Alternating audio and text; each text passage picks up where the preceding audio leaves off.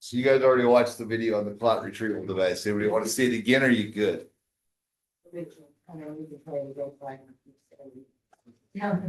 All right, moving on. All right, so 4 out of every 5 strokes are ischemic, meaning lack of blood flow to the brain cells die. 1 out of every 5, 20%, are hemorrhagic. That's when you rupture an artery in your brain, start bleeding. So blood's still not getting to the brain cells because the pipeline's broken, but it's a different reason. Instead of a plugged pipeline, it's a ruptured pipeline. These have a very, unlike ischemic strokes, that if you can get them in, get the clot dissolved or removed within 90 minutes, hemorrhagic strokes have a very poor outcome.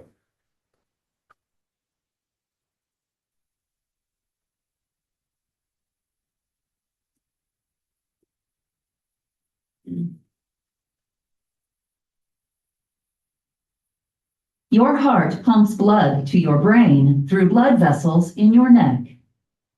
These blood vessels, called arteries, branch into even smaller arteries that bring blood to your brain cells.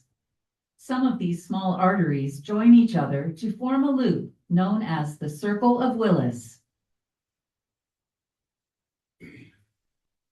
The walls of the arteries contain special muscle and elastic layers that help them adapt to the blood pulsing through them. Sometimes diseases, injuries, or birth defects can cause a weak spot in the wall of the arteries in the Circle of Willis. These weak spots usually form where arteries branch. Over time, the pressure of blood flowing through the artery stresses the weak spot further. The constant blood pressure can cause the weak spot to balloon out and form a bulge called a cerebral aneurysm. This cerebral aneurysm is the most common type, called a saccular or berry aneurysm. Over time, the aneurysm may grow and push on nearby brain tissue or nerves. Blood may also leak from the aneurysm. If its wall gets too thin, the aneurysm can burst or rupture and spill high-pressure blood into the space around your brain. The blood presses on your brain tissue and can cause injury to your brain cells. Chemicals in the escaped blood can irritate other brain arteries and cause them to narrow. As a result, your brain can swell, leading to serious brain injury. Common symptoms of a ruptured cerebral aneurysm include sudden severe headache, sometimes called a thunderclap headache, problems with your vision, such as blurred or double vision, nausea and vomiting, a stiff or painful neck, or confusion. An unruptured cerebral aneurysm may not cause symptoms, but large unruptured aneurysms may cause headache and pain near or behind one eye, double or blurred vision, a drooping eyelid, and numbness or weakness on one side of your face. A ruptured cerebral aneurysm is a medical emergency. If you are having symptoms, seek immediate medical attention. If you have a ruptured cerebral aneurysm, your doctor may recommend surgical clipping or endovascular coiling. In surgical clipping, your surgeon will make an opening in your skull near your aneurysm and place a small metal clip onto the stem that connects the aneurysm to your artery.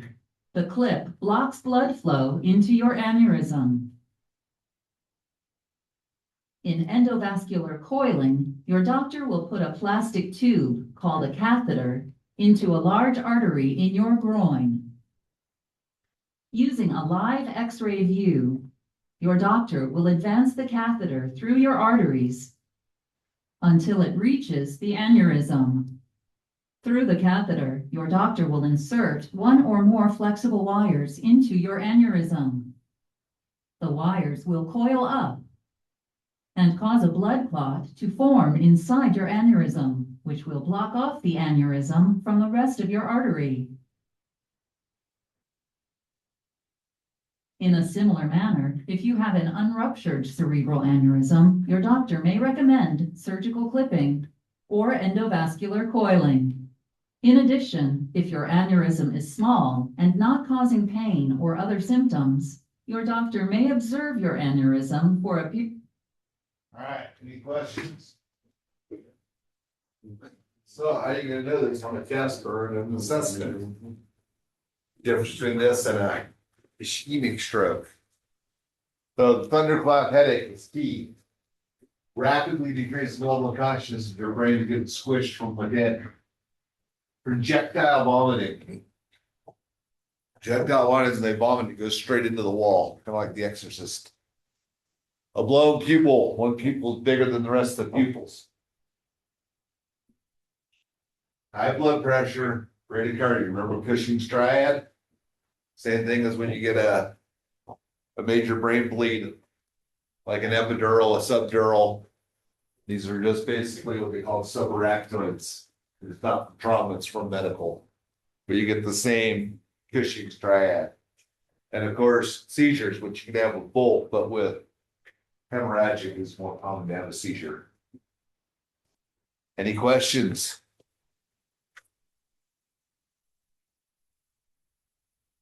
What do? Diesel. Keep your head up 30 degrees, make sure they're well oxygenated and get them to a stroke center. They need neurosurgery. Any questions? Yes. Can you have an aneurysm without having a stroke? What's that? Is like an aneurysm directly causes a stroke? It Like- can, yes, if it ruptures. If it hasn't ruptured, no. But if it ruptured, yeah, you're gonna have a stroke. One of the key things that you'll see, it's not common, but it's not uncommon. Is arteriovascular malformation as an AVM, which is kind of like what I think you're asking about. And that's when you got the bubble, the aneurysm inside your brain. One of the key things is they'll have headaches and they'll see floaters with headaches with their eyes open. If you close your eyes you shut your eyes real tight, you'll see floaters. If you're seeing those without your eyes being shut with a splitting headache, that's a telltale sign of an arteriovascular malformation, which is treatable and curable if you can get in before it ruptures. And yes, some people have had them their entire lives. It's not until they get to the point where it starts impinging nerves that they feel it or see it. Any questions? I've seen that in teenagers all the way to people in their 30s and 40s to 60s. All right.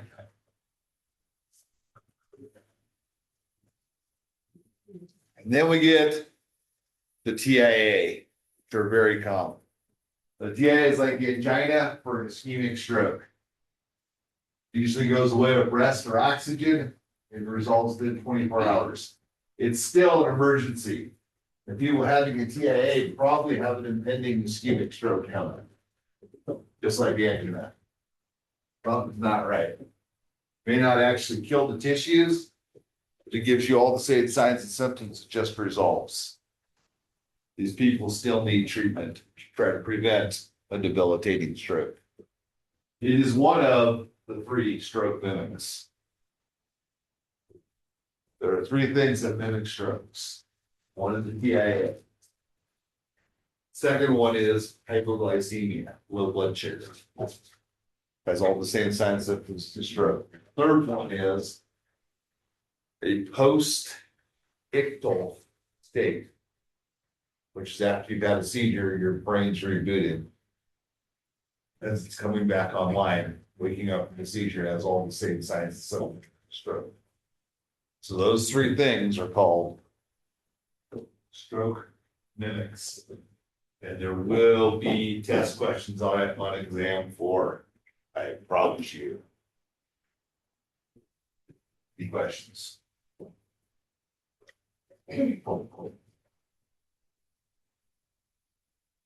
Now, hypoxic strokes don't really fall into the category of ischemic and hemorrhagic, even though hypoxic strokes is technically an ischemic stroke, that's lack of blood flow. It's just not from a clot.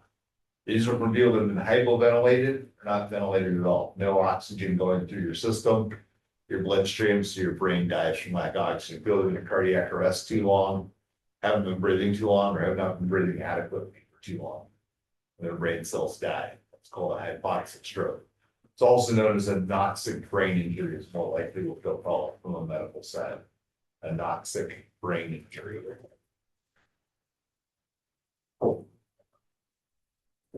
This is right there on the second bullet, a noxic brain injury. There you go.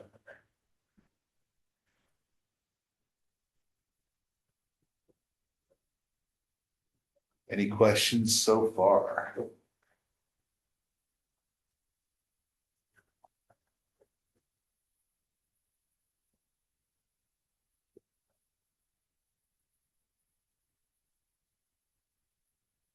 Here's your 3 stroke minutes.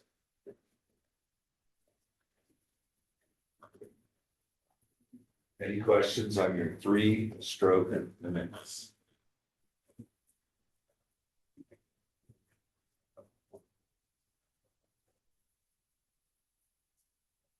All right, what causes seizures? Inappropriate practical jokes. Oder besser unter sich. Also, das Bett ist gemacht. Jetzt mal sehen, wer sich hier mit Schwung in die Falle haut. Da kommen sie schon, die ersten Matratzentester.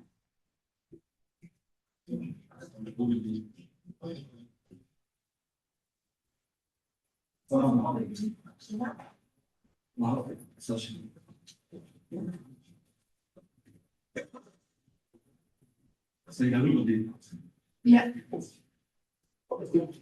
Haben nicht funktioniert.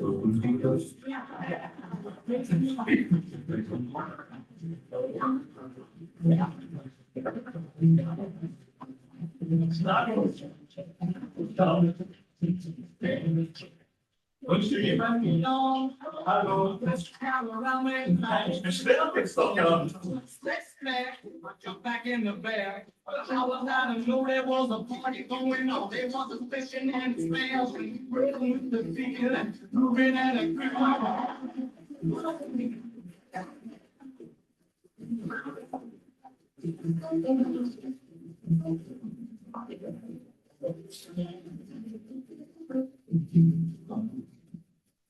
Splitty flash, I was taking a bath.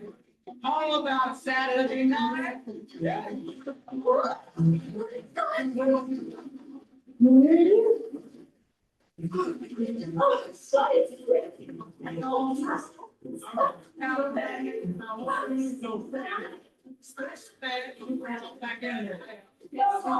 I know there was a party going on. Moving and a grooving.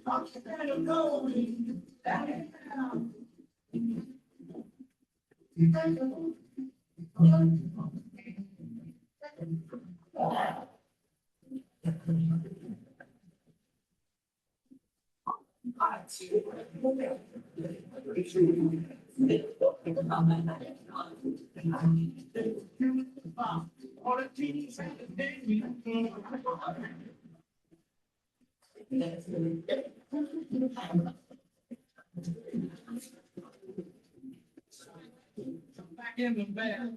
I was not a know there was a party going on.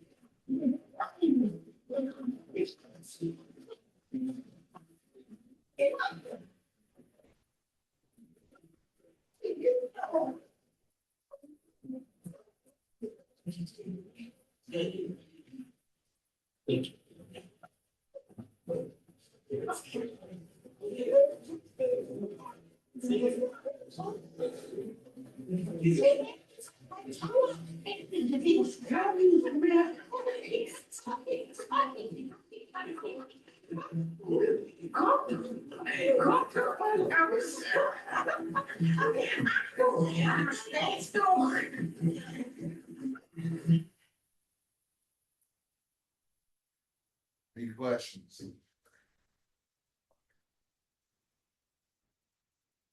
All right, seizures. You got two types of seizures. You got grand mal seizures. Or also known as generalized. That's when there's full body, violent rhythmic shaking. Then you got petit mal, also known as absent seizures, where there's no motor dysfunction. It's just the brain just completely shuts off. Of course, it's really bad if you're driving a car or operating machinery. So the person's sitting there, but nobody's home. So.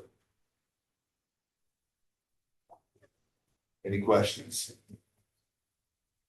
So a seizure is an electrical disruption in the brain, kind of like VFib in the heart, but it's in the brain.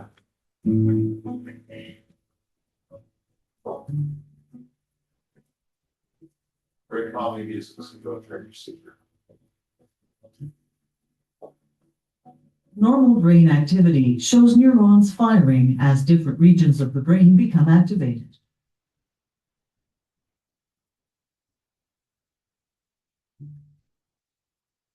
Notice how the different neurons alternate their firing patterns as they communicate their messages throughout the brain.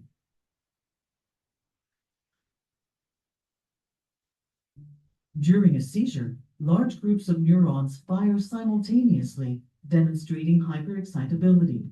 This activity can be likened to an electrical storm.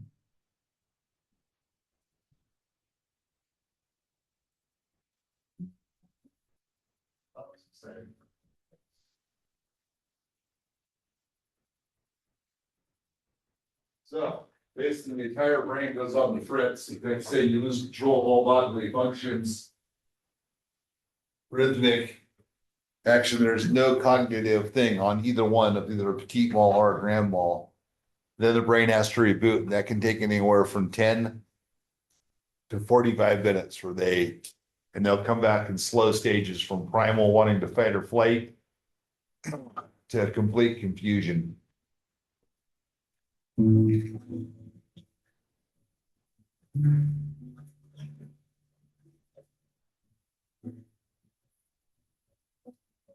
Simple partial seizures. Person remains aware, cannot completely control function or behavior, commonly referred to as auras. These seizures or auras are characterized by strange or unusual sensations, a whirling or tenderness in the stomach area, odors, or visual abnormalities. Other characteristics of SPS include sudden or restless movement, hearing distortion, and a sudden sense of fear. Alteration of consciousness or memory is generally not associated with simple partial seizures.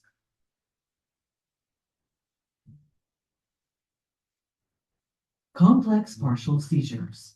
Person experiences impaired consciousness, cannot completely control function or behavior. Complex partial seizures are often preceded by an aura. Auras are not unconscious acts. They are the funny smells, tastes, déjà vu, fear, and many other conscious warnings patients may experience. They are often identified by the manifestation of complicated motor and sensory action. There may be some change in consciousness or memory.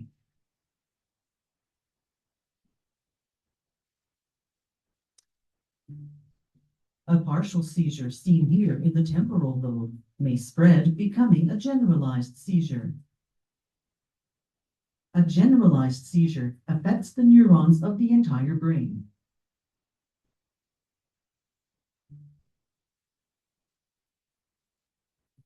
A generalized convulsion occurring in two phases: tonic phase, stiffening of the muscles, The person loses consciousness and falls as the body grows rigid.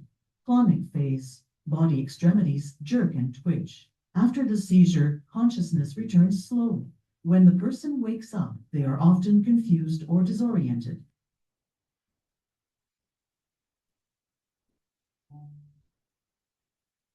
Characterized by a complete loss of awareness.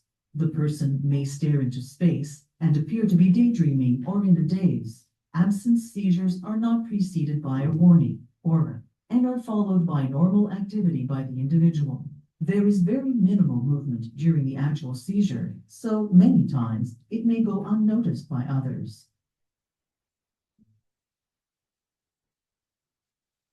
Some types of seizures, especially if prolonged or repeated frequently, can damage the brain. Any questions? So, causes of seizures, epilepsy. Epilepsy is a umbrella term for we really have no idea why. But we can't fix it, it's not going away, so we'll just medicate it. There can be a lot of different causes of epilepsy. Again, it's just no umbrella term. It's not like, oh, we know it's this, and this. It's just, they're having seizures for whatever reason, and they're gonna continue to have seizures. That's what epilepsy is called. It can be regulated pretty well, with a pretty normal lifestyle with medication. High fevers in children can cause it. They're organic brain disorder.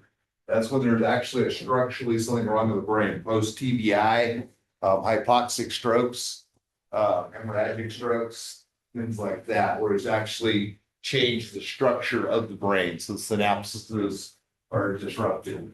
Metabolic disorders such as hypoglycemia, poisonings, things like that. Oh, next one's poisonings. Any questions on the causes of seizures? Yes. Have you seen PTSD related? So that would be a pseudo seizure, which is not truly a medical seizure. So pseudo seizures, which are PTSD related, is where, how do I explain a pseudo seizure? Pseudo seizure is where a person has a type of seizure, but it's not tonic-clonic, it's not an epileptic seizure, it's not grand mal, it's not petite. Aspiring at the. Right. Yeah, well, it isn't misfiring of the brain, but it's, instead of being organic or epileptic, it's from psychological. That makes sense. It's a psychological divergence from a horrific thing that's happened in the past, which then causes the pseudo seizure. So it's treated and addressed completely differently. Usually you can treat it with a benzodiazepine like Ativan or something like that to try to reduce the post-traumatic stress disorder that triggers the pseudo seizure. You're saying damage to the brain then? No, that's the cool thing. Because generally in a pseudo seizure, they're not having the muscular contractures. And because like when you're having an epileptic seizure, it's causing your muscles to go completely rigid. So you're not getting your diaphragm, your intercostal muscles aren't working. That's why they'll actually turn purple, start foaming at the mouth, because they're actually not breathing. Whereas at least with pseudo seizures, they don't have that. Like there's a case of one local here who's in her late 60s who has epilepsy but also has pseudo seizures. But how you can tell the difference if you're trained is she won't actually get that hypoxic look. And if you actually talk to her or if you can try to use some side of diversion or distraction, it will actually slow or stop the seizure. So it's not true clonic rhythmic type seizure. Does that make sense? But pseudo seizures are real seizures. They're just not the same etiology as an epileptic, a tonic-clonic, or a partial seizure. There's also another type of seizure they don't address here. It's called a focal motor seizure, which is also from organic brain dysfunction. It's usually from a tumor. And it's just pressing on one spot. So it can just cause like one arm to start seizing or one leg, usually associated with headache. It's a very bad sign. Very rare though. That's probably why it's not in here. You may only see it once or twice in a career. Any questions? So grand mal tonic-clonic, they call it, it's violent rhythmic muscle You lose all control of the muscle section of your body and you're not cognitive at all. One of the telltale signs is they will usually bite their tongue or cheek. And of course, you lose control of all bodily functions, so generally there'll be incontinent and urine. And sometimes poop. Most of the last 3 to 5 minutes are terrifying to watch. And it can be a post-ictal state as the brain reboots, can be from 5 minutes to an hour.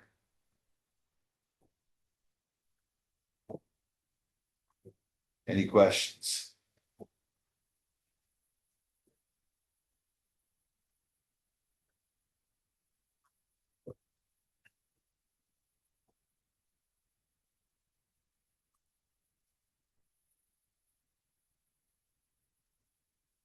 So post-ictal states are life-threatening. Because when the brain is completely shut down and rebooting, you cannot maintain your airway. So if you have a seizure and you land in a position where your airway is closed, you will die from it. Adults, it happens. In children, it's terrifyingly common. Because they have these giant bobbleheads on little weak necks.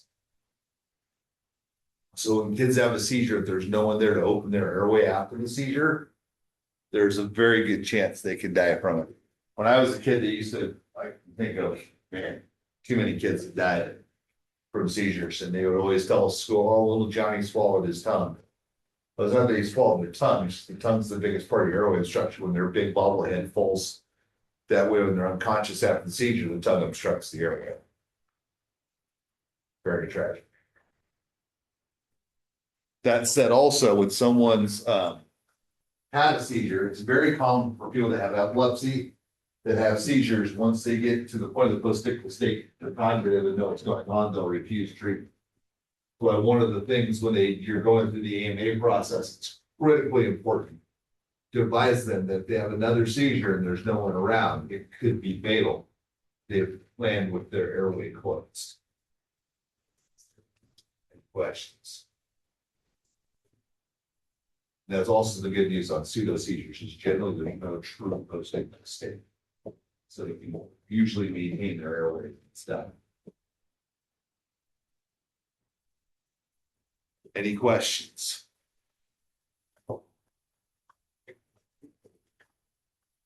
It is not uncommon for people with tonic-clonic seizures to start turning very, very cyanotic.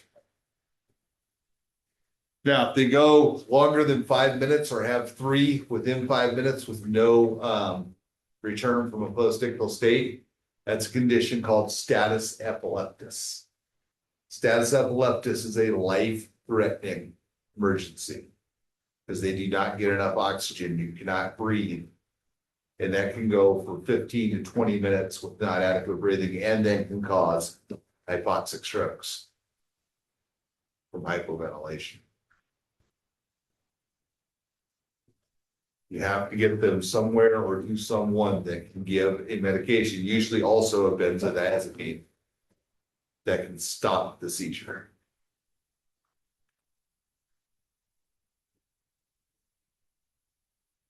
Oh, there it is right there.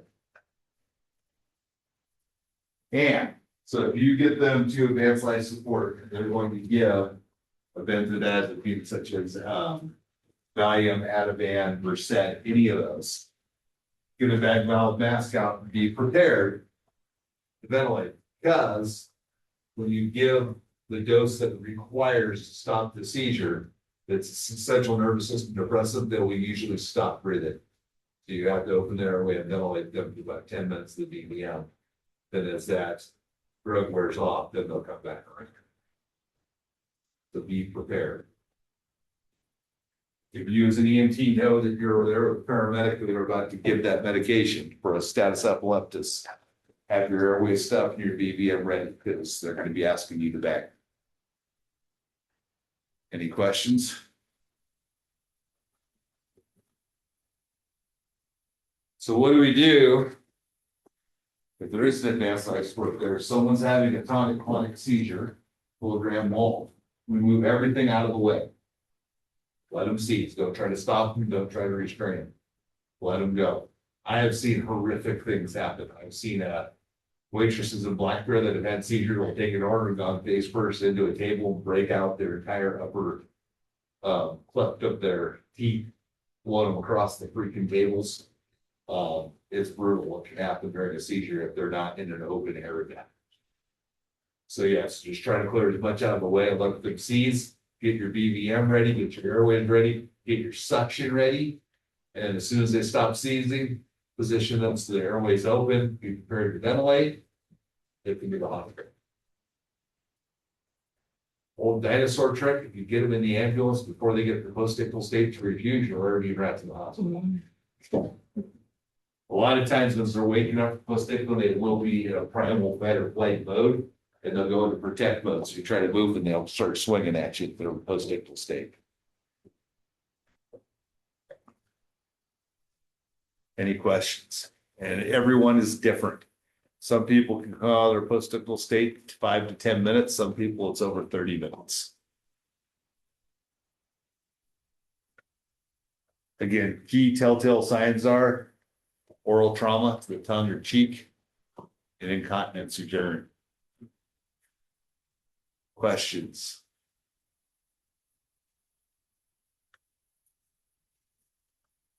All right, that brings us to one of the most common complaints that you will respond to as an EMT. Altered level of consciousness, also known as altered mental status. It's the most common neurological emergency. We're going to go over the AEIOU tips, which you guys have to know. That's your acronym for things that could possibly be wrong that cause altered mental status. And there they are. Your AEIOU tips. Alcohol or acidosis, which is from the result of hypoventilation. Epilepsy, post-ictal state, infection, i.e. sepsis, opiates or overdose, narcotic overdose, uremia, which is renal failure, trauma, of course, head trauma, insulin, which is diabetes, hypoglycemia, poisoning or psychosis, then of course, stroke, seizures, syncope, which is fainting. Got to know your AEIOU tips. I think we have a song. Last semester, you wrote songs. Hunter Originato. Maybe not. I thought I put it in here. Maybe I didn't.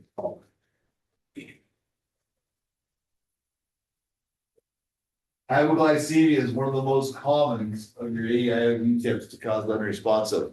So when a diabetic takes too much insulin, it doesn't take enough sugar in. It's also a stroke mimic.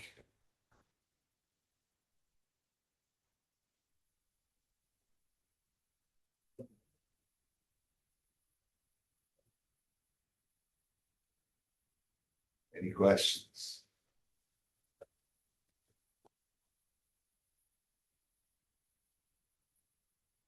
We're going to go over an entire chapter of hypoglycemia. Any questions?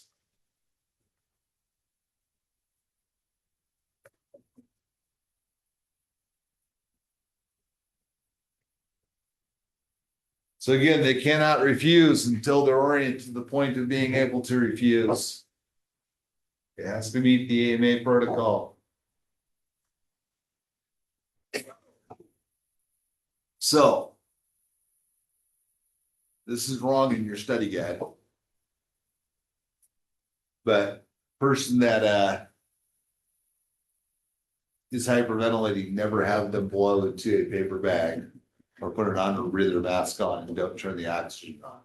That's an old way of handling things. So when you hyperventilate from psychological stress, you will continue to block too much carbon dioxide, you're blowing it alcoholic and you'll eventually pass out. When it does that, your body resets. So there's no negative physical findings from that. However, diabetics that are in diabetic ketoacidosis that are hyperventilating, they have to blow off that acid because it's acid in their blood. If you have them rebreathe that acid, it will kill them. So that's why we never have anyone breathe into a paper bag. Also, diabetic ketoacidosis will have the same signs and symptoms of intoxication. And they'll even have an acetone fruity smell in their breath, which can be mistaken for alcohol. So be careful of that. However, majority of the time, people that appear to be intoxicated, 99% of the time are intoxicated. But there is that 1% that will be diabetic ketoacidosis. Don't have them breathe into a paper bag and not assume they're drunk until you have proven that they are not, but you can't do it in the field. You should transport. Any questions?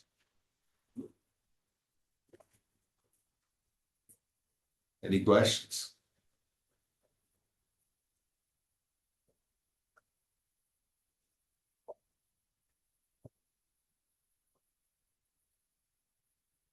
All right, what do we do for altered mental status? Ensure they have a patent airway, check their blood sugar, make sure their oxygen level's good. If they cannot, you cannot do distal CSMs and you don't know what happened to them, you'll have to put them in a recovery position. If you don't know if it's trauma versus medical, though, you will have to put them on a board, unfortunately. And it's a good idea if you can get advanced life support to intercept. Any questions? All right, let's see what you guys have learned. You're dispatched to a single family home with altered level of consciousness. What do we do first? Scene side level. All right. BSI is on. The patient's grandson meets you at the door. Nature of illness. Grandson states patient complained of a sudden severe headache and then vomited. He's the only patient. You've got yourself, your partner, and a 4-0 staffed engine crew. Do you need spinal mobilization? Probably not. What's next? Primary assessment. A general brace of breathing is a patient in his early 60s sitting in a bathtub covered in vomit. That's not good. His eyes open to pain. That's not good. He's got vomit on his lips, but his airway is cleared. He's breathing deeply at a rate of 28, and he's got a bounding radial pulse.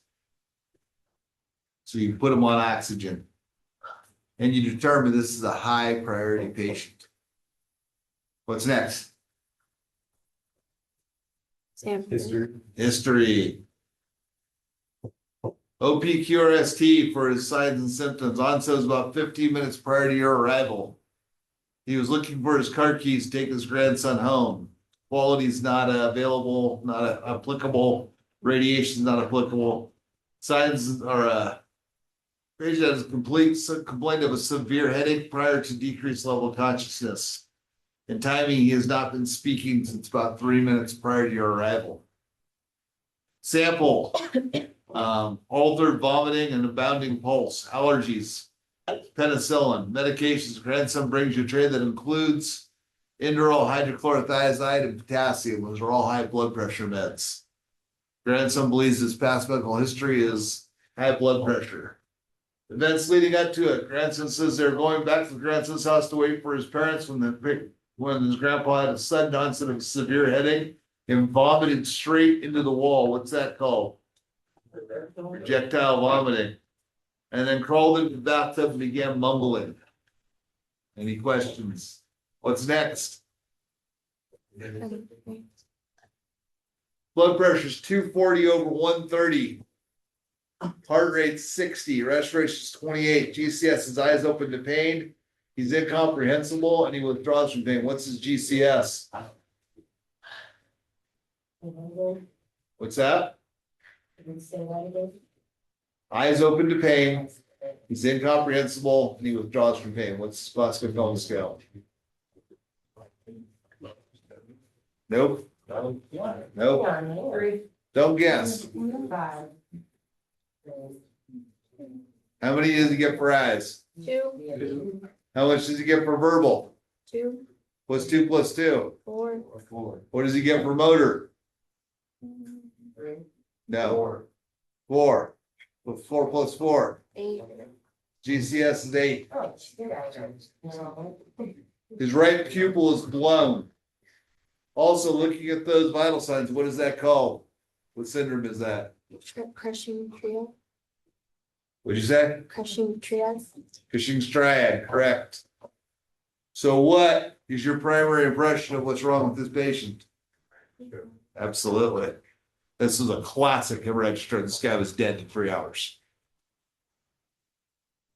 Any questions? Nothing you can do about it. Let's do another one.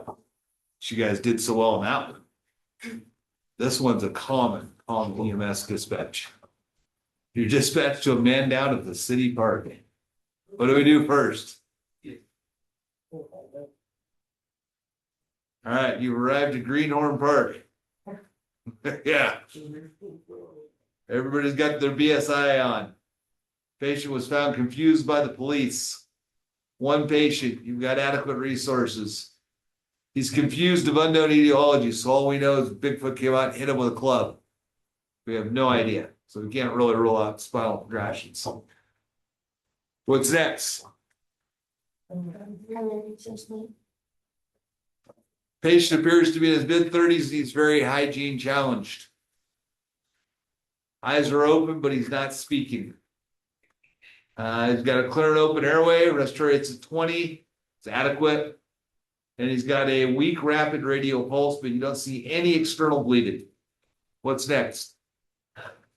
Let's have history. History taken. Nobody knows this guy does not talk. What's next? Secondary assessment. Blood pressure 120/70, that's good. Heart rate's a little fast. Respiration 20, his eyes are open, no verbal, and he's moving extremities purposely but does not follow commands. What's his GCS?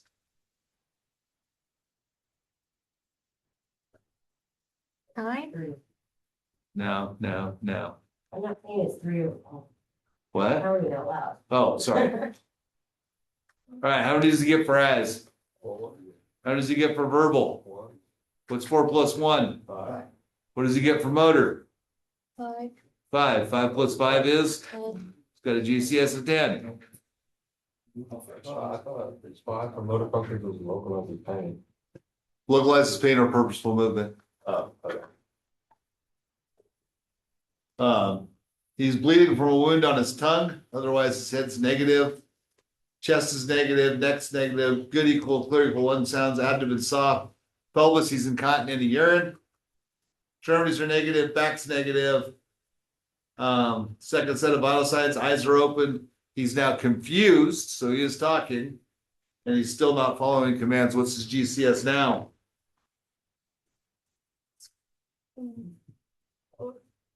What's he get for eyes? 4. What's he get for verbal now? 4. 4. 4 plus 4 is? 8. What's he get for motor? 5. 8 plus 5 is? So it's changing, it's improving. What is your primary impression of what's wrong with this patient based off your positive findings of your assessment? Yeah, post-ictal state, post a seizure. You guys are getting pretty good at this. All right, let's do some test questions. A 41-year-old male experienced a seizure which stopped before you arrived at scene. He's conscious, answering questions appropriately, and he's refusing transport. What is the most compelling reason to advise this patient why they should go? Because they have a lifelong history of seizures. That's not very compelling.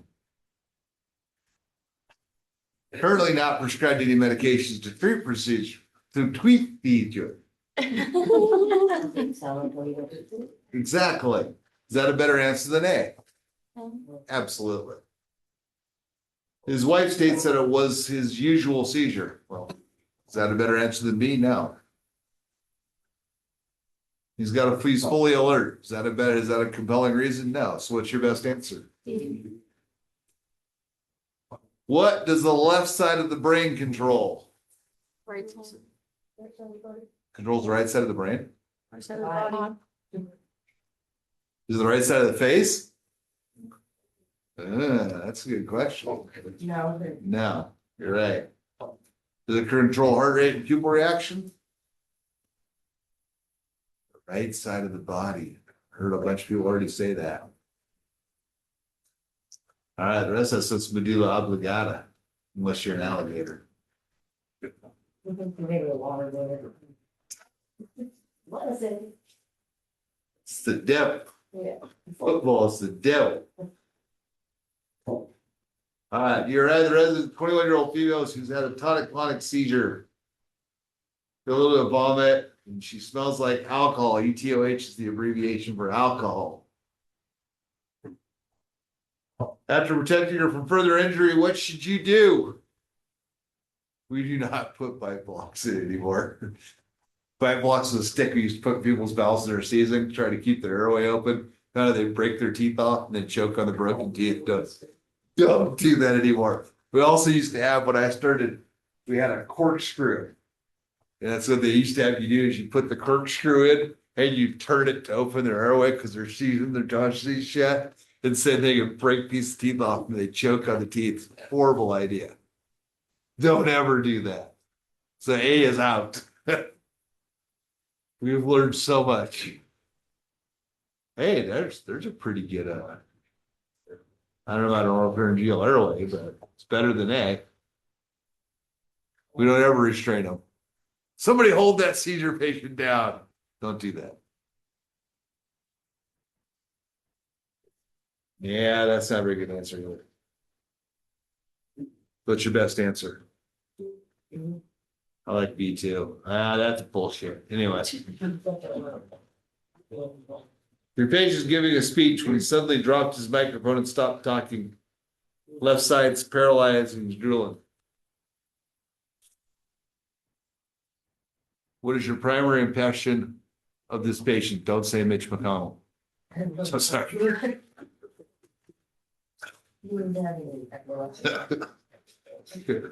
Ischemic CVA, that's all the signs and symptoms of it.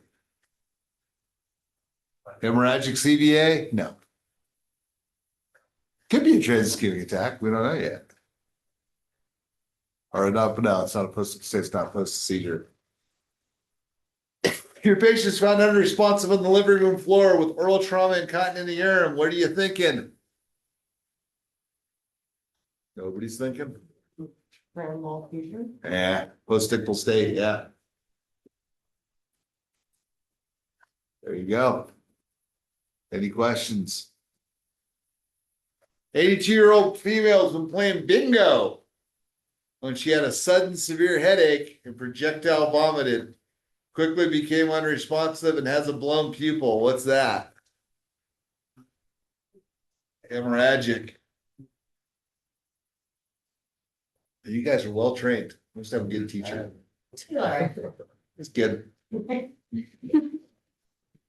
Patient's in the middle of telling a story at dinner when he suddenly drops his fork and is unable to speak. Left-sided paralysis. Drooling.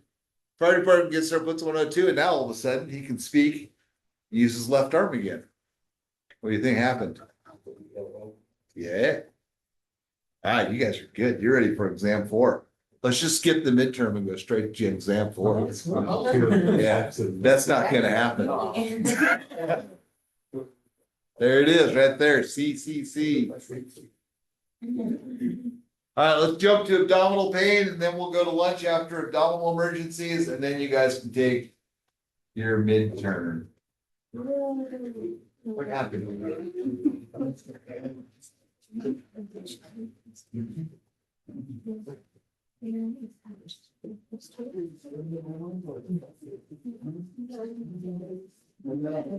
right, let's go to abdominal and urological emergencies.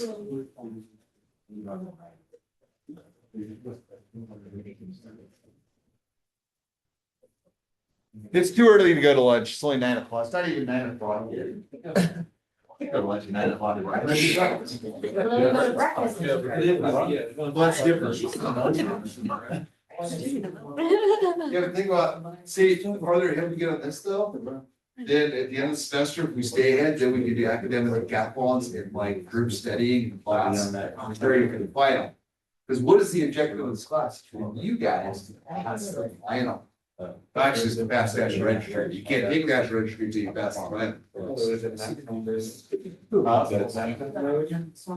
if we just in the middle it? I love nap time days. You bring in the graham crackers?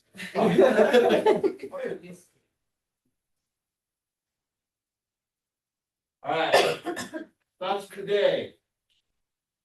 When you become an emergency service provider, you're gonna become an icon and example. You will be watched. You will be videoed constantly. You will be photographed constantly. All that said, your actions from people that have no idea what you're doing and why you're doing it, but are self-declared experts, are going to take what you did out of context and they're going to criticize the living hell out of you. You don't control what they do, say, or think, but you do control how you respond to those things. You can respond professionally, you can be reactive, or you can be proactive. It is of the utmost importance that you do your absolute best, educate and orient everyone at the scene of what and why you're doing things, even if you think no one's watching or listening. Because what you do is going to be broadcast forever over the internet. The internet is forever. How you respond and how you react to negative influences and environments is going to affect you the rest of your life and the rest of your career. Make good choices, be proactive, be reactive. Any questions? Again, doesn't matter what someone else said or did. It only matters what you do. Any questions? A horrible thing someone else did will never be a justification for you doing something stupid or horrible yourself. All right, we're going to learn about abdominal organs, including solid and hollow. Medical problems associated with each one of those organs. Signs and symptoms of those things, said problems, and how to treat them. Any questions?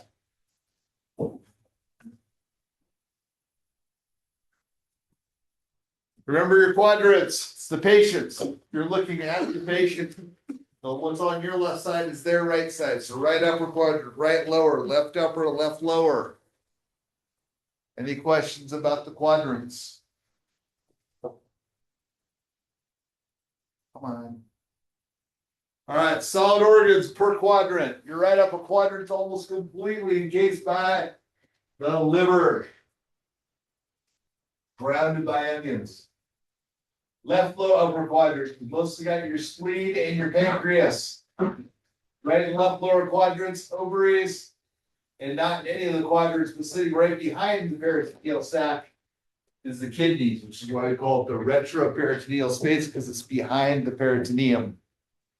Any questions about solid organs? All right.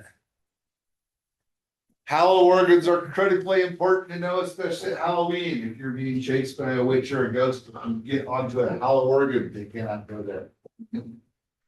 Yeah, that, but All right. Hollow organs, if you're right upper quadrant, you got the gallbladder, and the large intestine, and a wee bit of the stomach. Left upper quadrant is your stomach, your large intestine, and your small intestine. Your right lower is your large intestine, small intestine, appendix, and half of your bladder. Left lower quadrant is going to be your large intestine, small intestine, and the other half of your bladder. it won't be on the midterm, right? Yeah, it's all good. No, it's not. We already went over that Thursday night, didn't we? I even went and looked it up for you guys. What's that? You made us all very happy. That's my chalk. Gave us a heart attack. That's cardiology, which is not gonna be on the midterm. I hope. I read that right. Any questions? Pathophysiology. So remember, everything but the kidneys is inside the peritoneum. It's the sac that holds all your guts, also known as the gut sac. Digestion takes place in all the organs, in all four quadrants. But the urinary system lies behind the peritoneum in the retroperitoneal space. Any questions?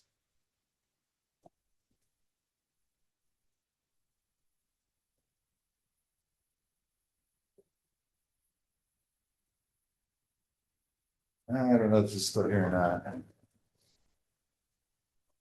Oh, it is. Jack Link's Beef Jerky presents Messing with I've actually done this in real life and it works. I didn't do it to a Sasquatch, I've done it to humans. Huh? They do exist. It do exist.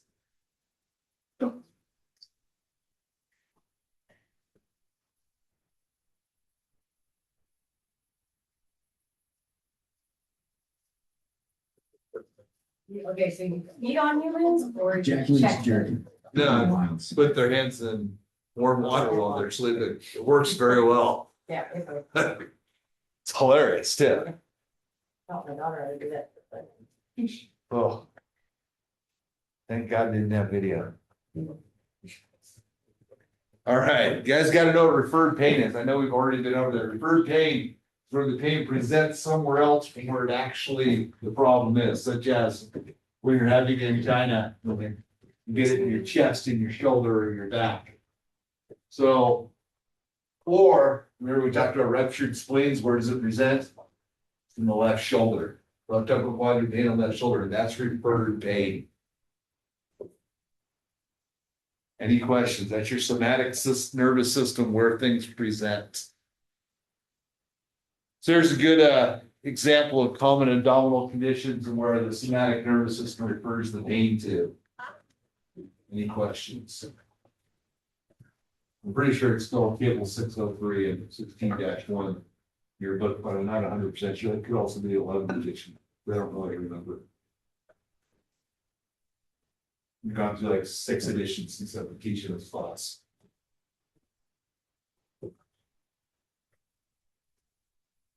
Any questions?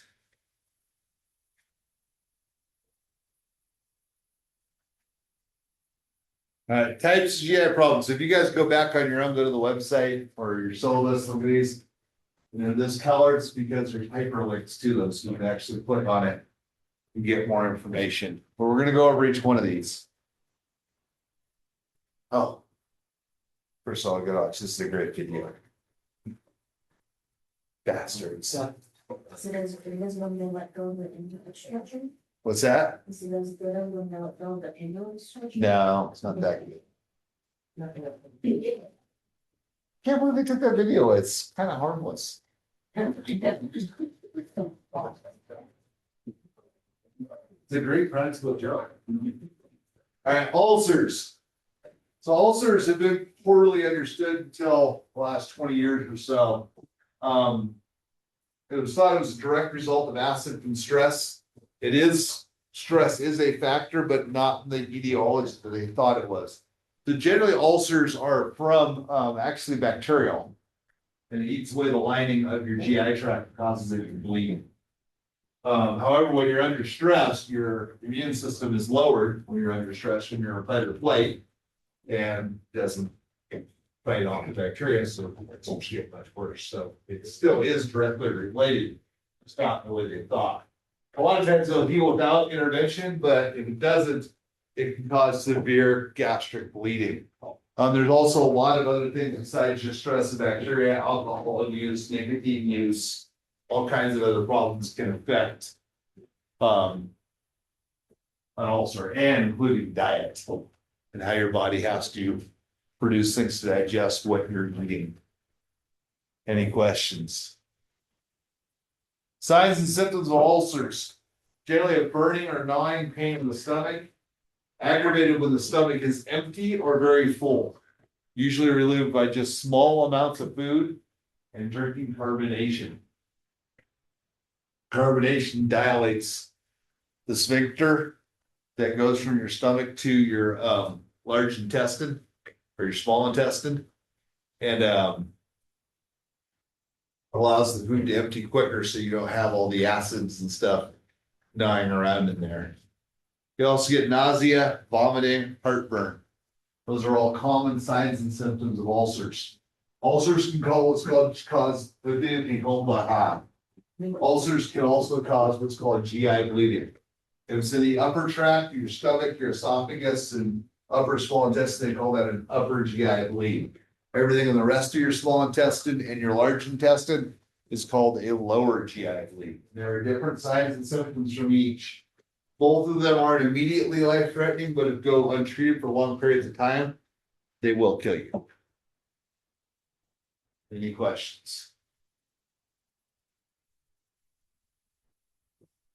Gallstones. There will be lots of tests quick on that. Gallstones are from a disease called cholecystitis. Cholecystitis. You need to know that vocabulary word. That is gallbladder disease. It's when the bile, so your gallbladder does is it performs digestive enzymes in bile to help aid with digestion. And when your gallbladder becomes diseased, that bile turns to stone. And then those stones can try to push down the tube going to your stomach, and it's extremely painful. Now, the most common type of people that get cholecystitis are the 4 Fs. There will be test questions on the 4 Fs. Now, anyone can get them. Men can get them. People of any race can get them. But the most common are fair-skinned, i.e. Caucasian, fair-skinned females over the age of 40 that have a high-fat diet. So female, fair-skinned, over 40, likes to eat pizza, likes to eat cheeseburgers, likes to live the good life. Those are the most common people that get cholecystitis. Cholecystitis is going to present with right upper quadrant pain, right into the right shoulder, usually 6 to 12 hours after a high-fat meal. And it's a debilitating pain. It's bad. Any questions? That's a diseased gallbladder they cut out. So what do? Surgeon's gonna go in and they're gonna cut it out of you. Patricia Heaton looks great at 67. Here is her #1 secret. Regular milk or oat milk? Oh, regular. Nobody cares. Removal of the gallbladder, called cholecystectomy, is usually performed when there is evidence of gallstones or inflammation of the gallbladder. Symptoms of gallbladder disease, usually consisting of intermittent right upper abdominal pain, most commonly occur when gallstones temporarily block one of 2 ducts that carry bile from the gallbladder to the intestine. If the stones do not pass, the gallbladder may become swollen, inflamed, or infected, which may lead to more severe symptoms such as nausea, vomiting, and fever. Newer laparoscopic techniques require only keyhole incisions, and the recovery period is much shorter. Before the procedure, an intravenous line will be started, and you may be given a sedative to help you relax. Laparoscopic cholecystectomy is done under general anesthesia, which will put you to sleep for the duration of the operation. This will relax the muscles of the abdominal wall, allowing your surgeon room to work. A breathing tube will be temporarily inserted through your mouth and into your throat to help you breathe during the operation. You may also have an orogastric tube placed through your mouth and into your stomach to help drain fluids produced there. Most cases take between 30 and 60 minutes to perform. To gain access to your gallbladder and surrounding structures, your surgeon will use sharp instruments called trocars to create a series of small holes or ports through your abdominal wall. One of these ports is usually located at the navel or umbilicus. Carbon dioxide gas is then pumped through the umbilical port to pump up your abdomen so its contents can be viewed more easily. Next, your surgeon will insert the laparoscope through the umbilical port.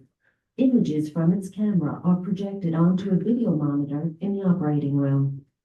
Using other instruments passed through the various ports, your surgeon will grasp the gallbladder, clip off its main artery and duct, drop it into a specimen bag, and remove it through one of the ports.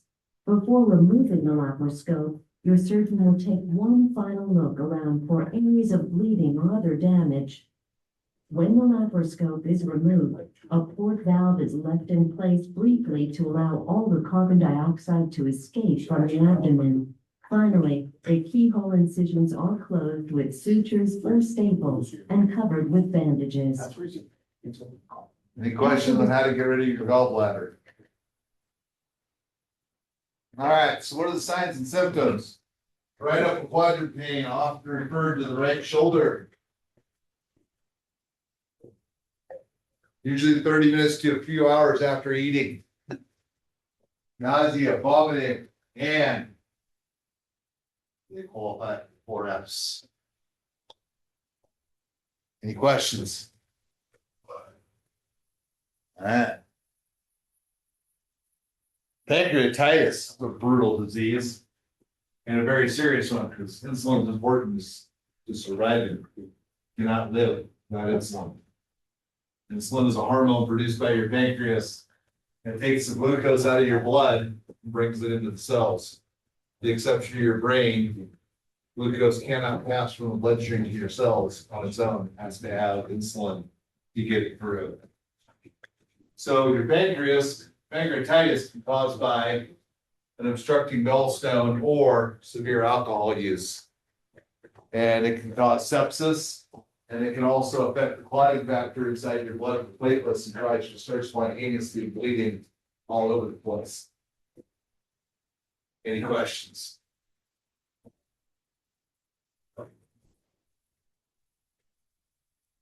Signs and symptoms of pancreatitis can be from either upper quadrant.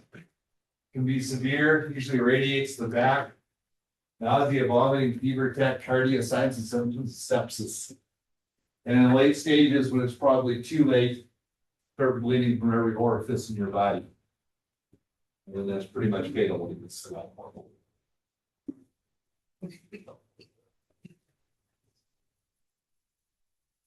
questions about pancreatitis?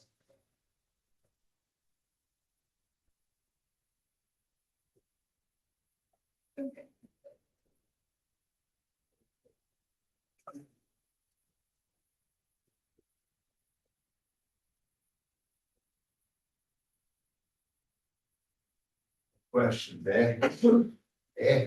No questions, eh? All right, GI bleeding, back to GI. Upper GI bleeding. Again, it's the esophagus, the stomach, or the upper small intestine. Lower GI bleeding, small intestine, and colon, large intestine. It goes all the way down to the anus. It's always going to be the result of another disease process, such as an ulcer or a problem. It can be new, acute, or it can be chronic. They're going to have for the rest of their lives.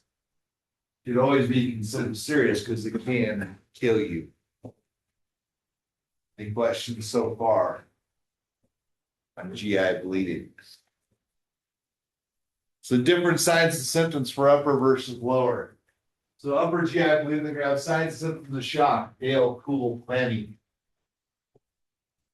Coffee ground unests. What is that? That's when they vomit. Vomit's consistency, it looks like coffee ground instead of coffee filter. I can make coffee. It smells horrible. Coffee ground emesis, that's a telltale sign. What that is this digestive blood in your stomach that you vomited up. Coffee ground emesis is the telltale sign of upper GI bleeds. There will be test questions on it. You have to know it. Tachycardia, nausea, weakness, all your signs and symptoms of compensated shock, and of course, associated abdominal pain. Now, there's another caveat of upper GI bleeding that's not truly from GI bleeding, so they don't really call it that, but it has similar signs and symptoms. That's called esophageal varices. It's not from a GI bleed, it's from liver failure, which when your liver fails, it causes portal hypertension from the portal vein. But since this pressure against your esophagus and begins to open sores in your esophagus, they start to bleed, which then causes the same signs and symptoms as an upper GI bleed, and technically is kind of an upper GI bleed. It's just from a completely different etiology than a regular GI bleed. Difference with esophageal varices, they'll usually have a bloated stomach called ascites from fluid retention from the liver failure. They'll generally have a yellow sclera in their eyes or yellow tint to their skin from liver failure. And once you smell an esophageal varices when they vomit, you'll never forget it. It'll be imprinted in your brain for life. Matter of fact, I can generally smell esophageal varices from the sidewalk before I go into a house. And in Siskiyou County, it's not uncommon. Any questions? If they have allergy, would they also have that pumpy ground, but with? Now, you used to have melanoma, Okay. which is black tarry stools. Yeah. Yeah, it looks like cold patch tar on the road. Yeah, or it's very similar, yes. So lower GI bleed. Also signs of the shock, but instead of coffee ground emesis, they get black tarry stools, which keeping digestive blood out the other side. Weakness, tachycardia, all your signs and symptoms of shock and abdominal pain. And sometimes the melanoma is often liquid. It's like black runny stool that smells atrocious. Any questions? I gotta be honest with you, people always say, don't you see horrible things being in EMS? Like, listen, the stuff I've seen is nothing compared to the stuff you will smell. And it leaves a way longer, smell leaves a way longer impression than visual. Any questions? And these are some of the worst things you will smell in your life. So esophageal varices and lower GI bleeds. With Vaseline, what can you put under your nose? A lot of times Vicks Yeah, more. Vicks. Most people use Vicks. I wouldn't use gasoline because you get hydrocarbon burns on your face. And the gas, Huh? the Vaseline. Oh, I thought you said gasoline. No, I mean. Well, actually, and you know It that, doesn't work, but. and do you know what the difference between Vaseline and gasoline is? Seriously? It's only, so it's the same hydrocarbon chain, Yeah. but gasoline is octane, so it's 8 carbons. Somebody help me. I've been taking fire chemistry since like 1985. 8 carbons with the hydrogens around it, right? Or is it hydrogens with carbons around it? God, no one takes fire chemistry anymore. Anyway, Vaseline is only 2 more lengths on the chain than gasoline. It's the exact same thing. It's just hydrogen and carbon. It's just more hydrogens and carbons, which puts it into a solid form instead of a liquid form. Just like propane and butane is the same thing too, because but it's vapor. Because it has fewer carbons and fewer hydrogens. I just can't remember if the carbon's in the center or the hydrogens in the center. The carbon's in the center, and then the hydrogens are on the outside. Well, that makes sense. Yeah. You can make fire starters out of Vaseline. Absolutely. Whatever. Because it is gasoline. It's just got 2 more carbons and 4 more, 2 more hydrogens and 4 more carbons, right? Yeah. You remember that from 85? Yes. We used to have the fire science program here. We used to do all kinds of, we had fire chemistry here. We had everything. It was awesome. It was truly awesome. We used to do cool stuff. We used to vaporize wood and all kinds of things in the classroom. All right, any questions? When esophageal varices rupture, usually you bleed to death. Want to see a video of them? No smell? We don't have 4D. So this is an ear, nose, and throat surgeon, that video going in. So what they do is, so try to save people. First they tell them to stop drinking. Easier said than done. But then what they do is they go in, and the esophageal varices, what it is, it's like they're ulcers, but they protrude out, and then they bleed, and they ooze and bleed. So what they do is they go down with an endoscopy down the throat with the camera, and they lasso them, and they band them off. It's called banding. They tie it off to cut off the circulation to the esophageal varices. It's kind of like you see how they treat skin tags. They put the band on a skin tag in your armpit or on your neck, and it shuts off the circulation, and it just dies and necrosis and falls off. But it's the same thing with esophageal varices. They'll go in and they'll try to band them. And sometimes it works. I had one of the guys I grew up with, They went in and banded him. He was like 36, 37. They told him he didn't stop drinking, would live to 40. He didn't slow down a second, and he made it to almost like 48, where he finally died from alcoholism, esophageal varices, lower GI bleeds. Pancreatitis, I think, is what actually probably killed him in the end. So this guy's bleeding down his esophagus. There's the varices. You see him? See those protrude? That one's actively bleeding. So he's going to go in, and what he'll try to do is, if it's actively bleeding, he'll take a hot iron and cauterize it, and then try to band it. That is not a normal. So an esophagus should be pink, and that varices is actively bleeding. So this is a life-threatening emergency they're doing here. So he's going to go and he's going to try to cauterize it. That's a red hot cauterizing rod there. He's going to try to cauterize it. Surprised YouTube still has this one, hasn't taken it away yet.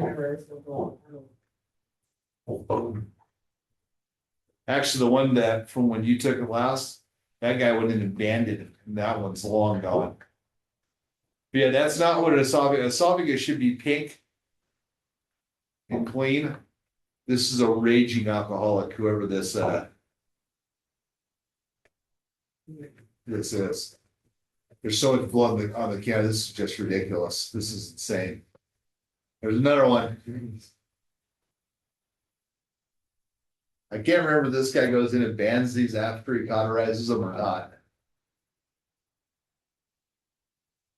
Flushing a ton of saline in there, just trying to clean it so you can see what he's doing.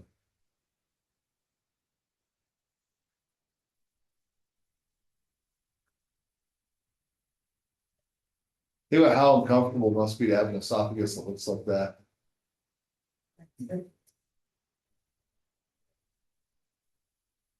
Watching this almost makes me want to slow down on my heel a bit. I don't know.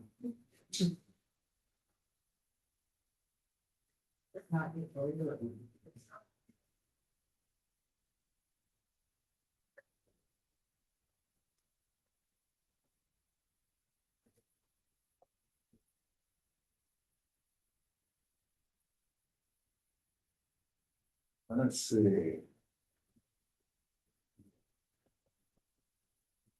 I would say this patient is not going to live much longer. But that's a pretty rough looking esophagus. I'd hate to see what that one looks like.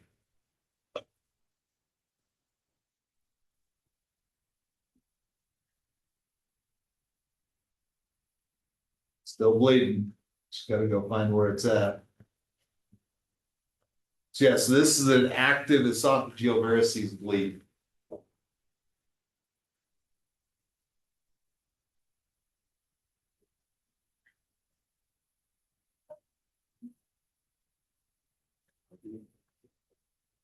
So those balloon looking things, those bubbles, those are varices.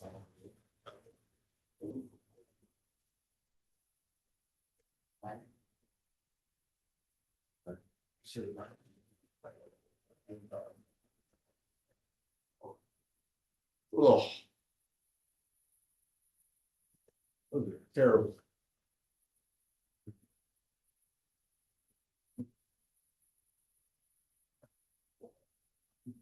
So hopefully you'll get to see how he bands them. Like that one right there, see, that looks like it's already banded. That's an old one. So this is not this guy's first endoscopy. That one's already banded.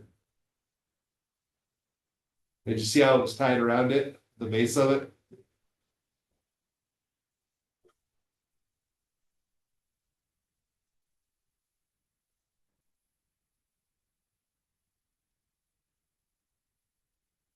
Easier to see now, he's got the bleeding stops.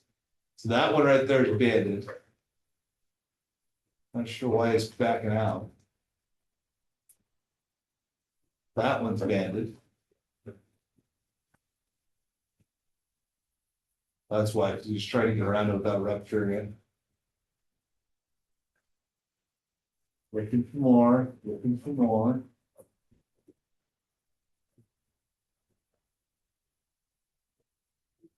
Cool.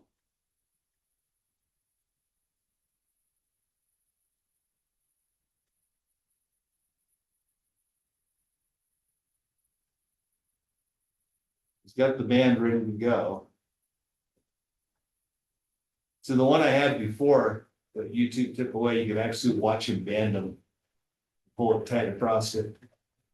I remember it being almost. Yeah, it's pretty similar.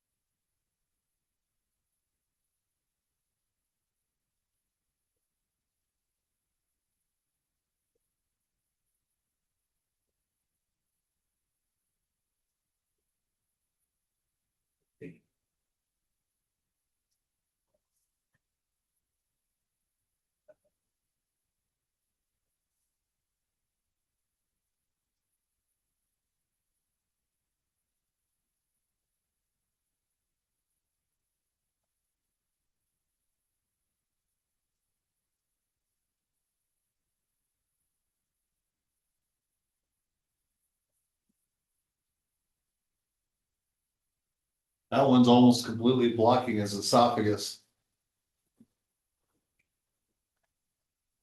So you just tie a band around it. You come back out, go back and see how it does.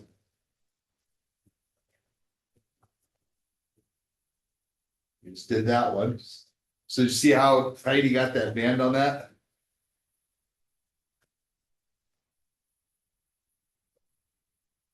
Cool. Pretty brutal. Any questions about esophageal varices?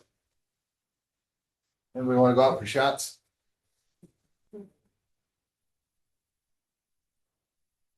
All right, so first stage of esophageal varices, you're gonna get fatigue, weight loss, you're gonna turn yellow. You're gonna start getting your fluid inside your stomach. It's gonna get ascites. So they can tap the ascites and pull the fluid off. But just like with mesothelioma with the pleural effusions, it comes back in a matter of a day or two.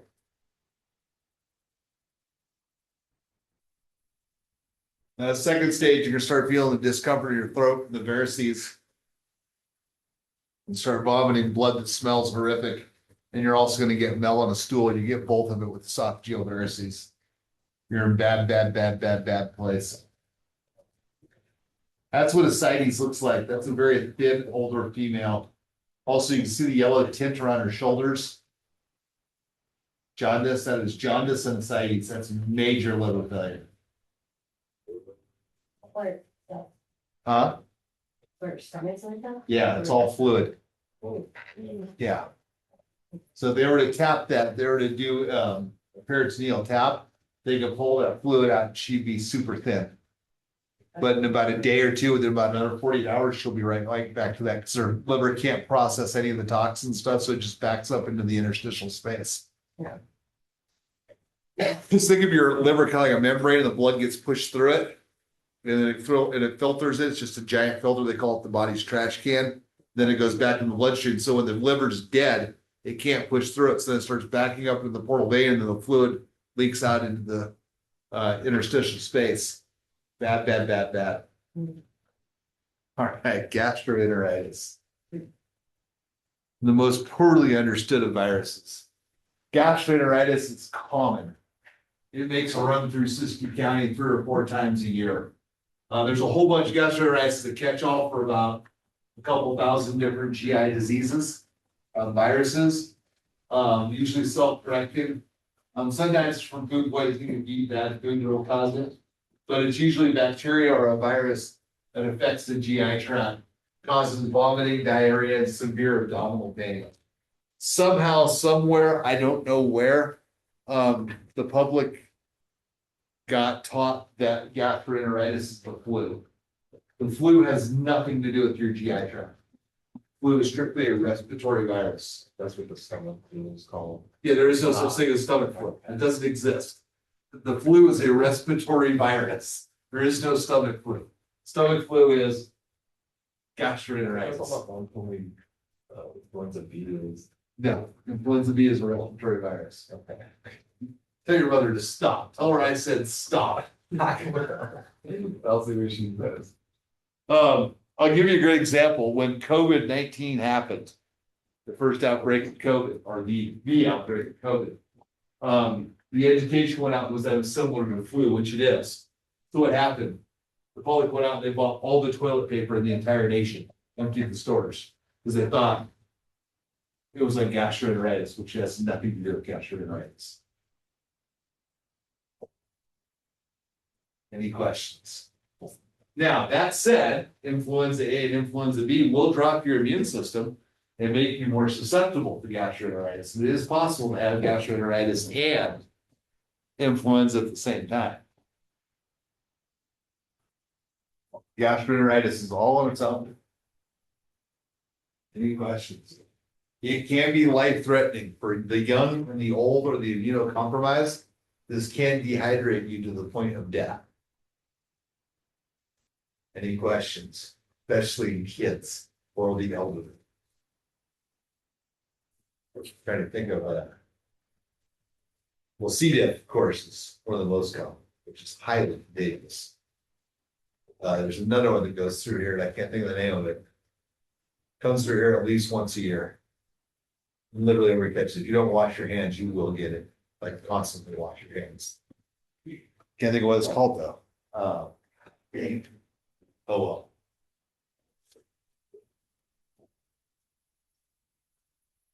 Diarrhea, vomiting, weakness, pain, lost appetite, can't even think about food.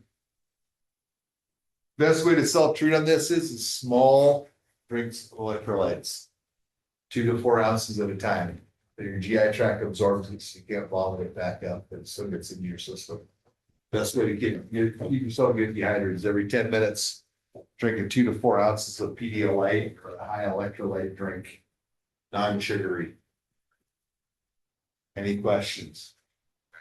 Again, in kids, this can be fatal, or the very old, or the immunosuppressed. Any questions about gastroenteritis? All right, diverticulitis. This is what happens if you go scuba diving and come up too fast. It'll cause a rupture in your intestine. Why are you shaking your head? No. Yeah, you come up too fast, it's diverticulitis, it'll rupture part of your colon. I'm just kidding. Has nothing to do with diving. What's that? So it's not fun. No, it's not fun. The diverticulitis is actually caused by a lack of fiber in your diet and holding your poop for too long because you don't want to poop in public. So what happens is your stool backs up, then it ruptures little parts of your colon, and then the stool goes out to that, and then it gets infected. That's very, very, very bad. Would you know if it also is caused from a eating disorder? Yes. Lack of fiber in your eating disorder. Especially if your eating disorder is it has a low fiber content. Because there's no way for it, because the fiber is what pushes it through your GI tract, and it can't push it through, so it expands and it ruptures. Is that what leads to appendicitis too? Not appendicitis, but peritonitis. I got videos. They're animated, they're not real videos. They're cartoons.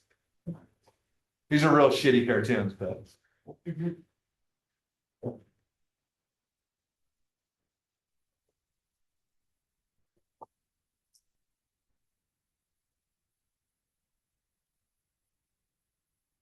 There it goes.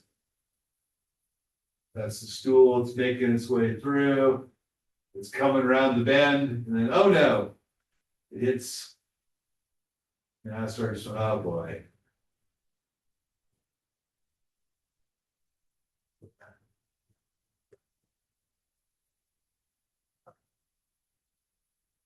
Yeah, there's where the problem is.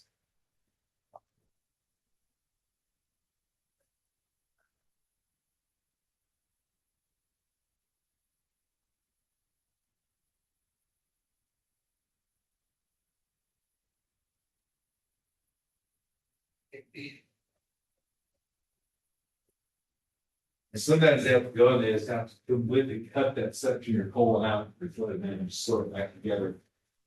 The ends, not fun.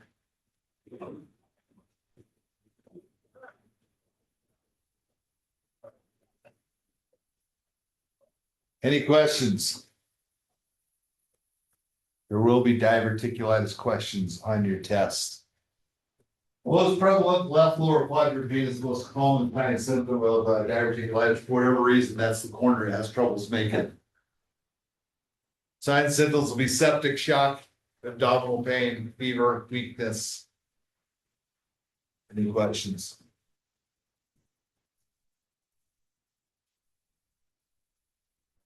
A question on diverticulitis. Remember, it has nothing to do with scuba diving. I'm just kidding.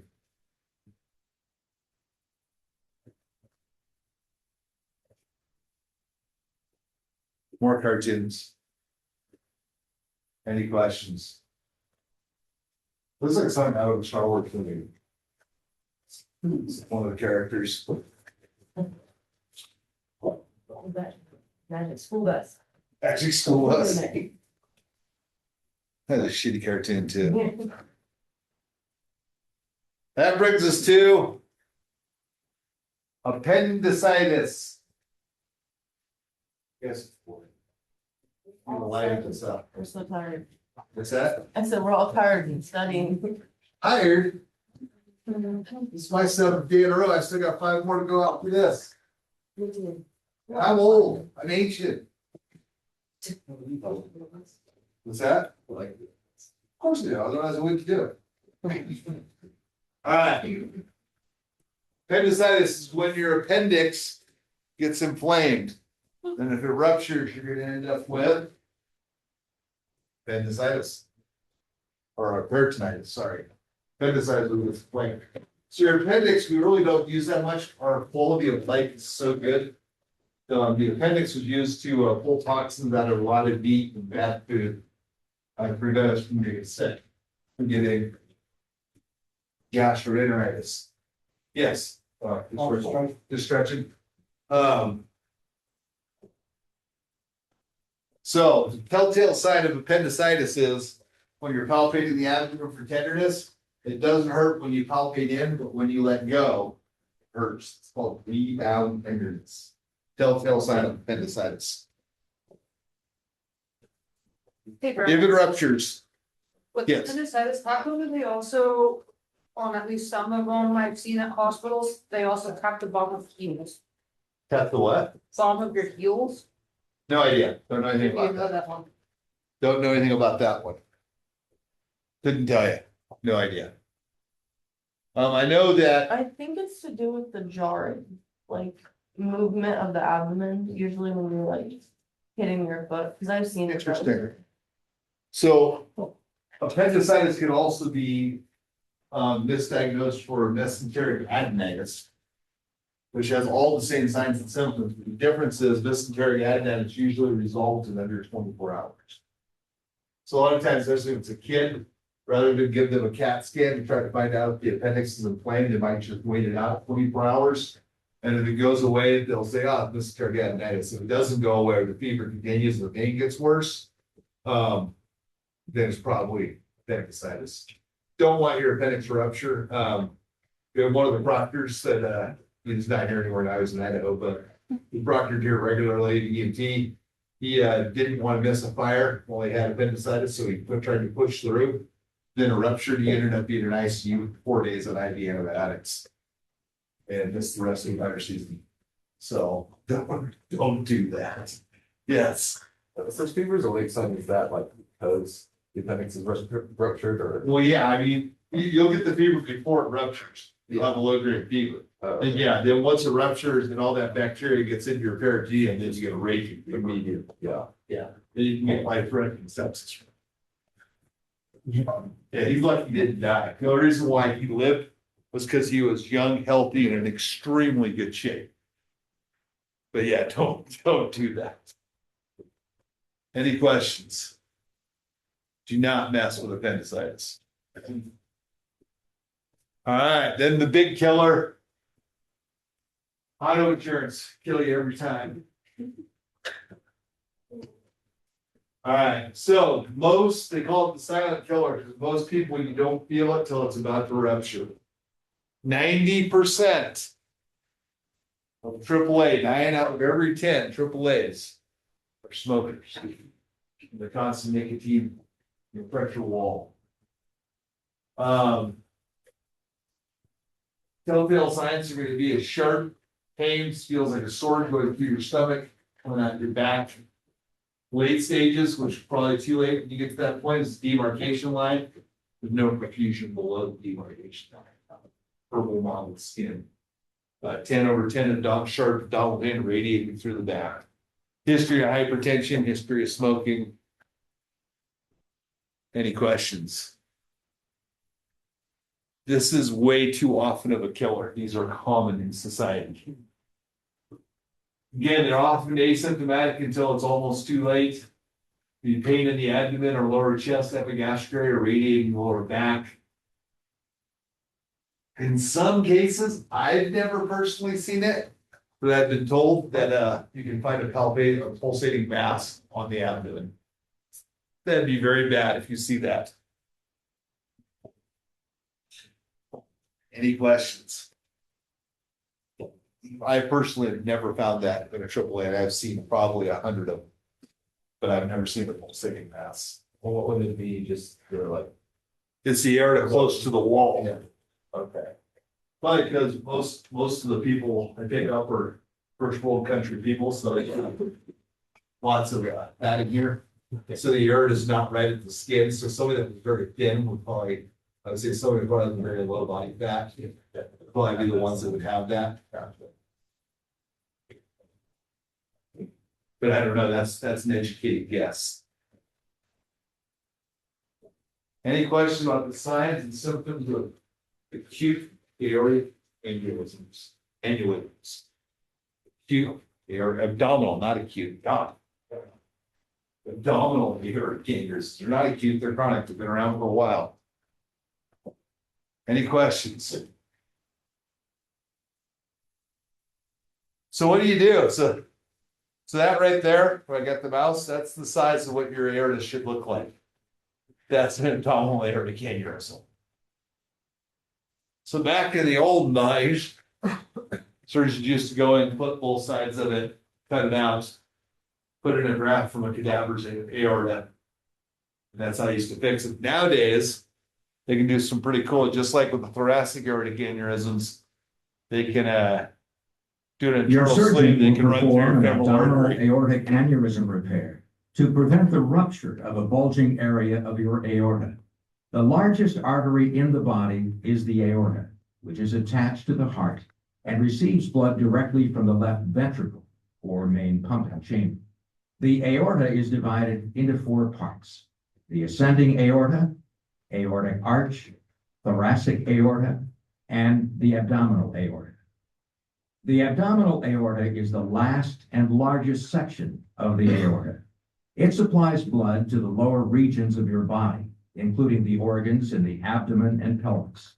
The abdominal aorta ends around navel level, where it splits into the 2 iliac arteries that carry blood to the legs. The aorta has a thick wall, so it can withstand the high pressure of blood being pumped from the heart. Over time, the wall of the aorta may weaken, slowly bulging outward like a balloon. When this condition occurs in the abdominal region, it is called an abdominal aortic aneurysm. Your surgeon will perform an open abdominal aortic aneurysm repair when the diameter of your aorta exceeds 2 inches, or if you're having symptoms such as intense abdominal pain or an abnormally prominent abdominal pulsation. Before the open procedure, an IV line will be started to provide you with fluids, antibiotics, and anesthesia. A traditional open surgical repair is performed under general anesthesia, which means you will be asleep for the duration of the procedure. A breathing tube will be inserted through your mouth and into your windpipe to help you breathe during the operation. When you're asleep, a catheter will be inserted into your bladder to drain your urine and monitor your kidney function. Your surgeon will begin by making an incision from the breastbone to below the navel. He or she will then locate the aneurysm and clamp the aorta just above and below it. Your surgeon will then open the aneurysm and sew an artificial graft, the same size and shape as a healthy aorta, into place. Your surgeon will stitch the wall of the aneurysm closed over the newly placed graft. The graft will reinforce the walls of the aorta. Your surgeon will close the abdominal incision with stitches. The total length of this procedure is usually 4 to 6 hours. They actually go to do it through the groin now too, through your femoral artery, just dilate it. All right, kidneys. You cannot live without your kidney. Well, you can. You have to go on dialysis. You cannot live without the functions of your kidneys, feeding your blood. The 3 major types of kidney problems are going to be associated with an EMS. There's kidney infections, also known as urinary tract infections. Yeah. It's not a university, it's actually a condition.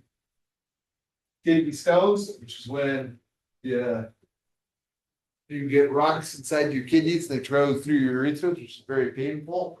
And of course, kidney failure, which will lead to death because you can't process your electrolytes, your potassium will go through the roof, kill you. So urinary tract infections, kidney infections are very painful, and if they go untreated, can lead to sepsis, which can then lead to septic shock, which can then lead to, yeah. Question. Good news is, can be treated with antibiotics. Any questions on UTIs?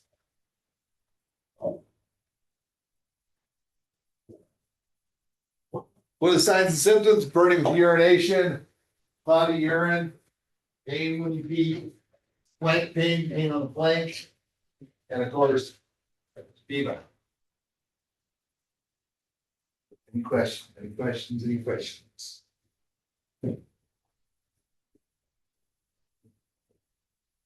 So I did this study on my own. People can see the differences.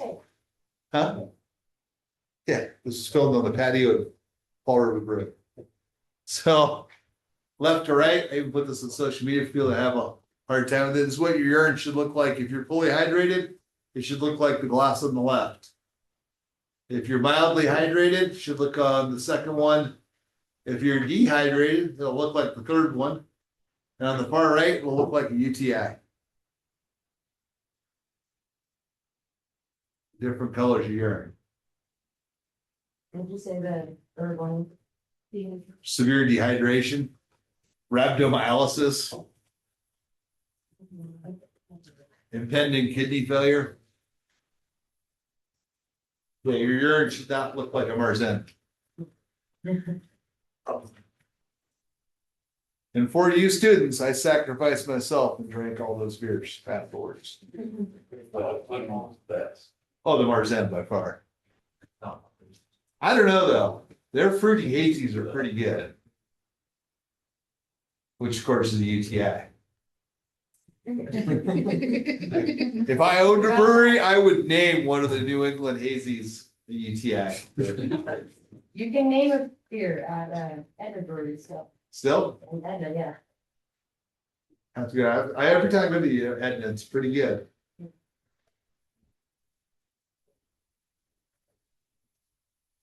All right, let's talk about kidney stones. This is when you got little tiny ice cubes in your beer. I'm just kidding. So when your urine crystallizes from not drinking enough water, from lack of hydration, or a disease process, it will crystallize and become a stone. Then it will go down your urethra, and it's not a smooth stone. It's usually got jagged edges. And then you'll have hydraulic pressure from your kidneys pushing it down with hydrated urine. And it will tear and scrape your ureter walls going down, outrageously painful. Any questions? I have seen this put people literally on the ground unable to walk from severe pain. It usually starts the lower back of the flank and radiates down to the groin. Sharp, sudden pain. Don't want this, people. You don't want this. Any questions? Drink lots of water, especially if you're on fires. I have seen this come out of fire camp and long-term fires. Guys, especially males, not drinking enough water, getting freaking kidney stones on fires.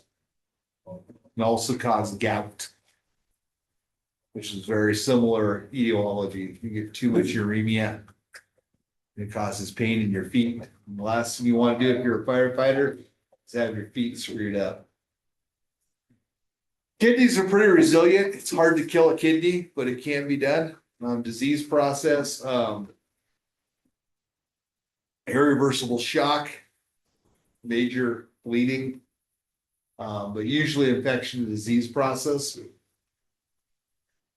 can cause your kidneys to fail. If your kidneys die, you'll have to go in for peritoneal dialysis 3 times a week the rest of your life, or until you can get a kidney transplant. Then even if you get a kidney transplant, you got to be anti-rejection drugs the rest of your life. Not fun. I would try to avoid that at all costs. Any questions?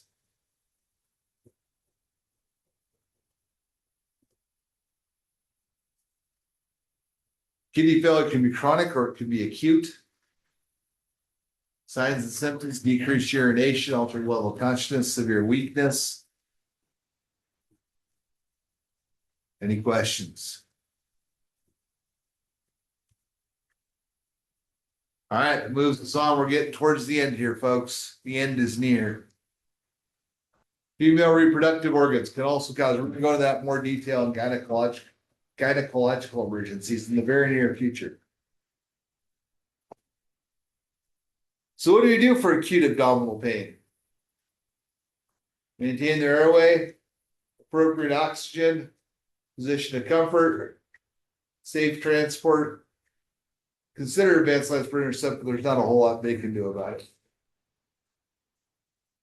Any questions about what to do for acute abdominal pain? No questions. Let's see what you guys have learned today. You're dispatched to a man vomiting blood. What comes first?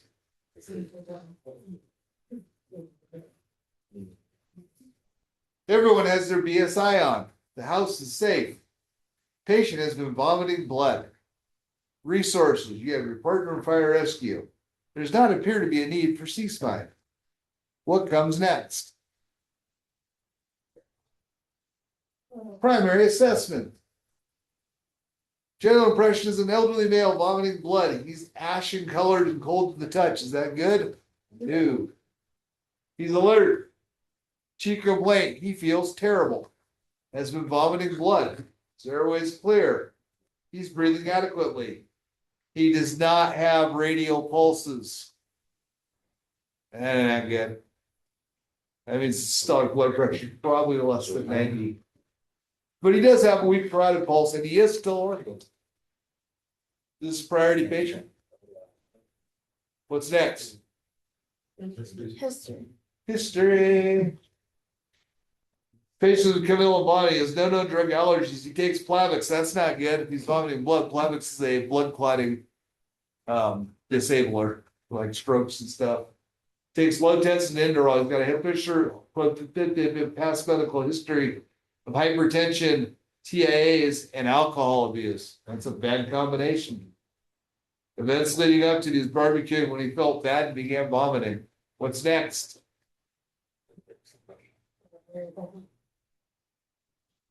Oh, you got PTSD.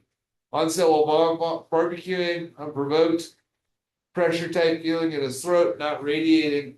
He's been having this episode in the past. This one began about 30 minutes ago. All right, physical assessment. Unable to get a blood pressure. Heart rate's 140, respiration 28, Glasgow's 15. Nothing else. Everything's wrong. Is this decompensated shock? Or you guys know? Oh, yeah, he's a decompensated shock. You waited way too long to go. What do you think's your prior impression of what's wrong? Well, let's look at your positive findings. He had a sudden pressure in his throat, he's vomiting blood, and he's got alcohol abuse. Esophageal varices. He didn't survive. 35-year-old female, mildly obese, complaining of localized pain in her right upper quadrant, referred pain to her right shoulder. What's most likely wrong? What? Pancreatitis? No. Yeah, who said that? Yeah, good job. Acute cystitis? No. Cholecystitis, also known as gallbladder disease. Appendicitis? No. Pancreatitis?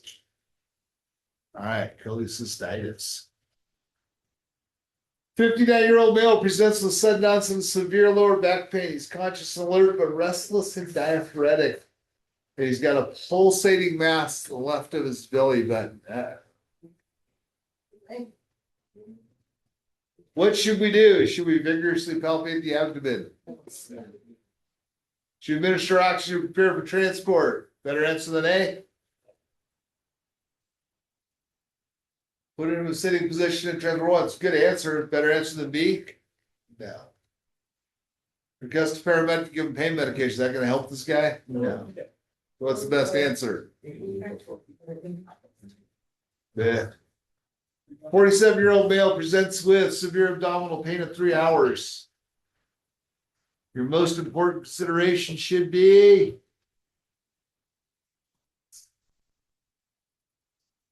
abdomen's distended and guarded. That's not good. Now we don't want to do that because he might vomit. Ooh, is that a better answer than A? That's a good answer. Is it a better answer than B? I don't think so. That's a good answer. Is it better than B? No. Ooh, we didn't go over colic. And we know what colic is? Usually. But what causes it? Is it an irritation of the peritoneum? No. Is it distension and contraction of the hollow organs? Yeah. Don't you guys know we just went over that in slideshow? Yeah, I know. One trauma? No. No. So what is it? Distension and contraction of the hollow organs. Which the following is a late sign of shock in a patient with acute abdominal pain? Hypotension? Good answer. Is that a late sign of shock? Yeah. Tachycardia? No, that's an early sign. Tachypnea? What is tachypnea? Rapid breathing, yeah, that's an early sign. How about diaphoresis? Is that an early sign or a late sign? Early. So it can only be the end. I told you the end. All right.